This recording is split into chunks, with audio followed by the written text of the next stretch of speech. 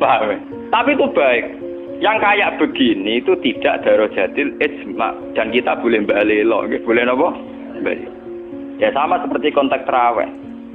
Kalau bolak-balik matur, wong Muhammadiyah roh kabeh nak tarawih nang Masjid Haram 20. Taslimatun mingkul lirok ate, tetep balelo 8. Paham ya balelo napa? 8. Wong NU ya roh kabeh nek Mekah Madinah ra ono kuno, tetepe balelo napa? Kuno. Paham. Paham ya? Di Muhammadiyah balelo ning tarawih, NU balelo ning kuno. Itu sah secara ilmiah karena tidak darajatil ijma. Ya sah itu secara ilmiah apa? Sah.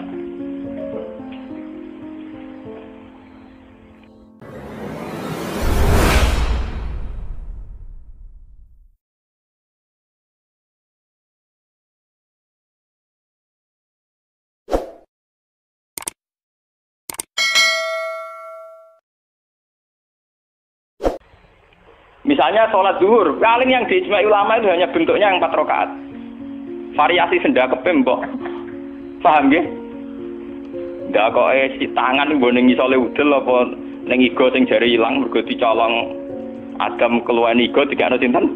Awak mindol ilahi terus ditutupi nak sendake mbok hadis kondi iku yo pirang-pirang. Paham nggih? Ora salate wong Pakistan ngeten kenceng. Wong Nabi nate dawuh nang salat sendakep yo diseneni. Maksudnya tanganan beno kaya biasane, dadi ngeten. Faham. Ono hadis nak cara riyen guru kula nate cerita. Nak salate wong Turki apike jajan dasinan.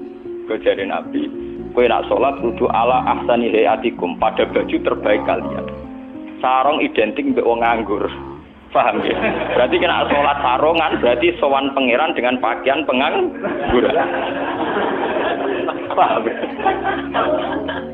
Mergo sarung yo go kemulan, go nyolong pelem.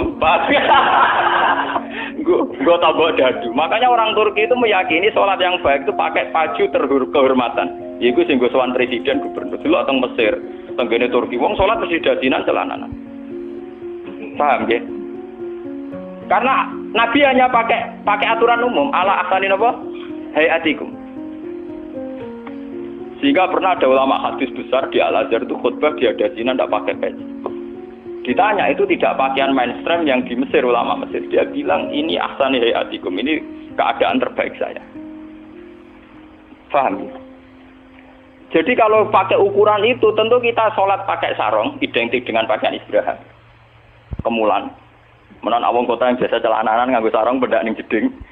Bedak ning kamar napa? Mandi. Tentu itu pelecehan. Nganggo teori ini. Dan itu banyak ulama yang anti, betul banyak. Kalau sampean di Turki, di Pakistan, di daerah-daerah yang meyakini itu pakaian pengangguran, itu kriminal betul.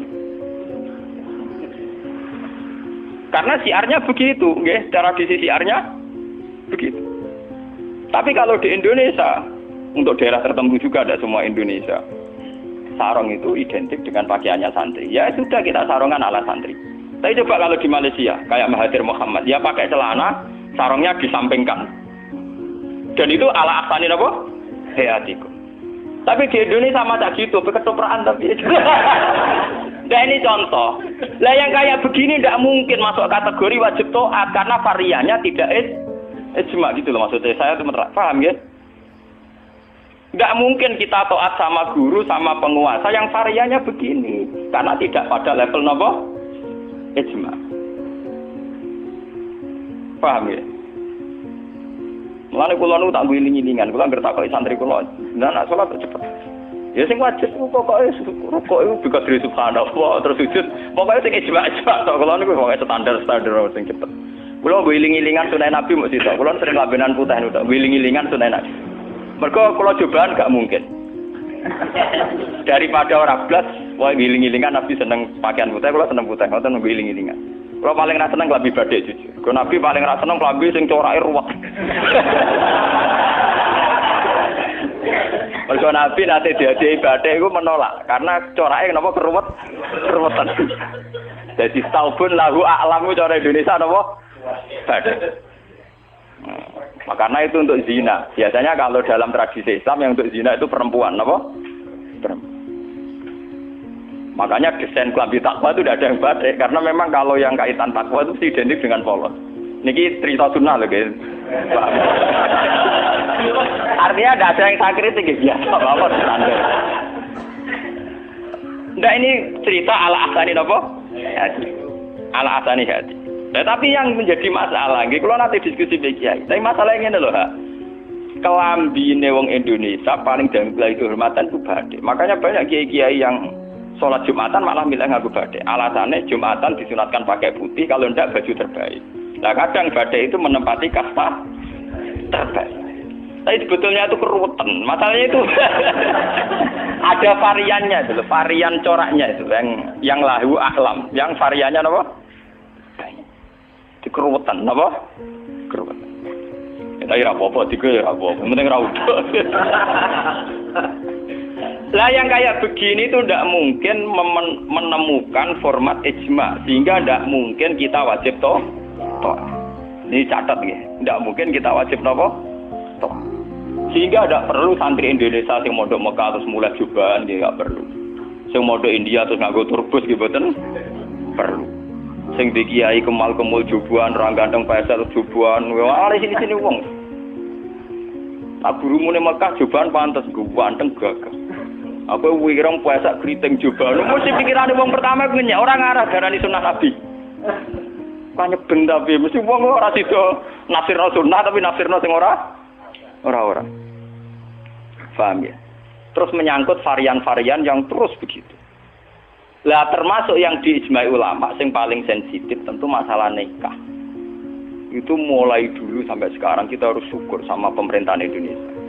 Delala kersane Allah diputuskan sepihak. Sebetulnya sepihak loh, saya ulang-ulang sepihak. Format nikah di Indonesia ngikuti mazhab Syafi'i, yaitu harus ada wali atau pengganti wali dan dua saksi. Itu berkah betul bagi Indonesia. Delala mulai pemerintahan Belanda. Karena zaman Belanda sendiri itu urusan nikah, tolak, waris, sama wakaf itu juga sudah diserahkan ulama-ulama Islam itu mulai zaman Belanda sampai sekarang. Karena nikah itu yang ila darajatil ijma itu hanya berapa? Jika ada varian-varian mazhab kayak Dawud Az-Zahiri, di Syiah sendiri ada mut'ah. Terus di Indonesia sendiri sakake ngomong sing wis ra kuat ngebet terus akhirnya nganggo khilah-khilah mut'ah. Dasar ngajine Dawud Az-Zahiri khilah-khilah dhewe. Termasuk dia nanti ono kiai terkenal gegere ra karuan perkara mut'ah mbek janda populer. Itu memang repot. Tapi apapun repotnya itu tidak boleh divonis zina. Apapun repotnya, sampean jangan pernah menvonis itu zina. Ya kalau tidak cocok, tapi jangan pernah menvonis itu zina.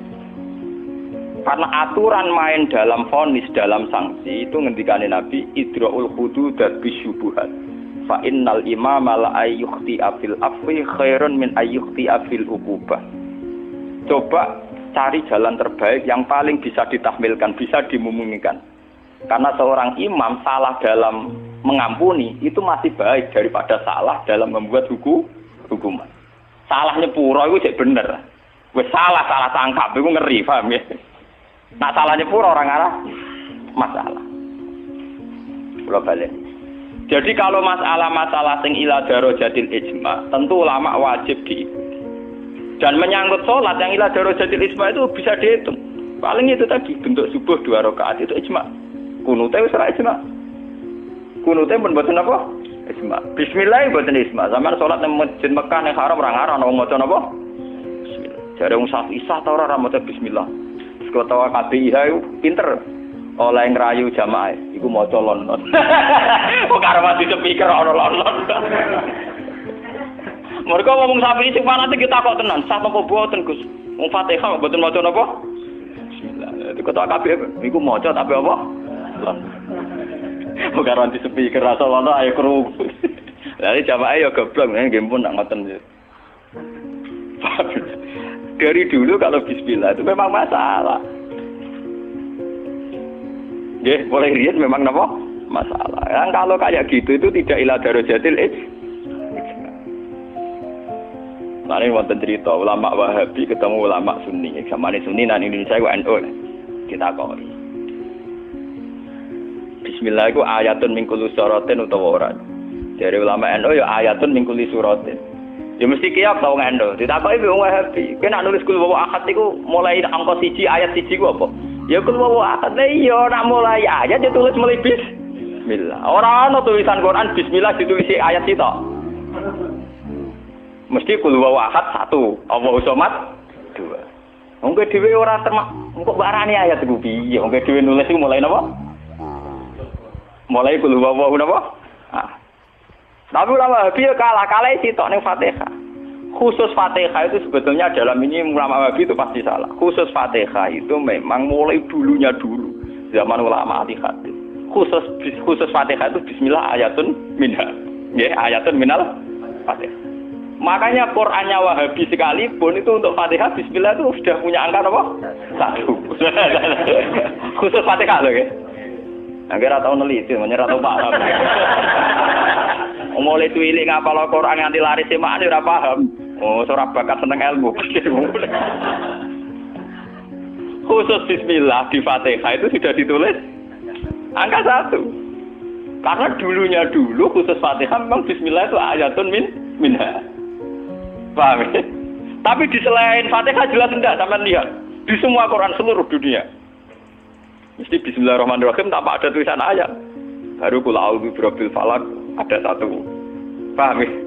Itu menunjukkan bahwa tidak ayatun min kulli surah. Makanya sampean kalau punya Quran Arab Saudi ya, kalau sudah baca ya, ganti surat ya paling mandek sebentar, ya langsung sabbi isma rabbikal a'la nanti ganti surat ya, walaili idza yasha nanti ganti ya duha atau apa, pokoknya dia tidak berhenti tidak baca apa? Bismillah.